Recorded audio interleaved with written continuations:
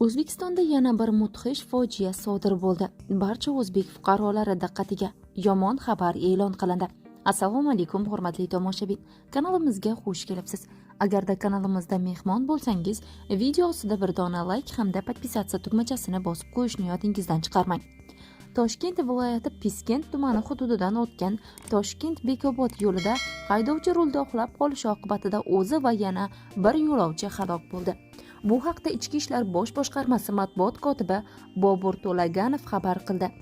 Qayd etilishicha, bugun 17-mart kuni soat 6:30 larda Piskent tumani hududidan o'tgan Toshkent-Bekobod avtomobil yo'lida harakatlanib ketayotgan yuk mashinasi dastlabki ma'lumotlarga ko'ra haydovchisi uxlab qolishi oqibatida qarama-qarshi yo'nalishga chiqib ketgan.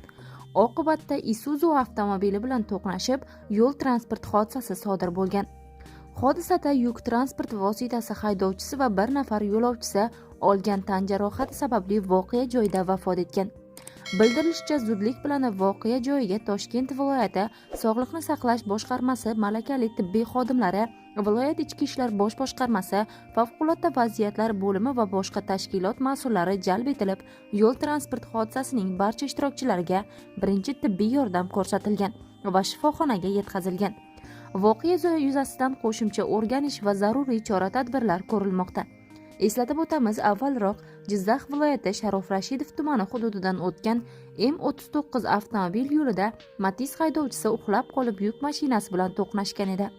Oqibatda Matiz haydovchisi og'ir tan jarohatlari bilan vafot etgan. Video ostida bir dona like tugmasini bosib qo'yishni hamda barcha yo'lda yuradigan tanishlaringizga yetib borishi uchun o'z hissangizni qo'shishni yodingizdan chiqarmang. Barchani Alloh o'z panohida asrasin. Bizga ajratgan kichik vaqtingiz uchun cheksiz minnatdormiz.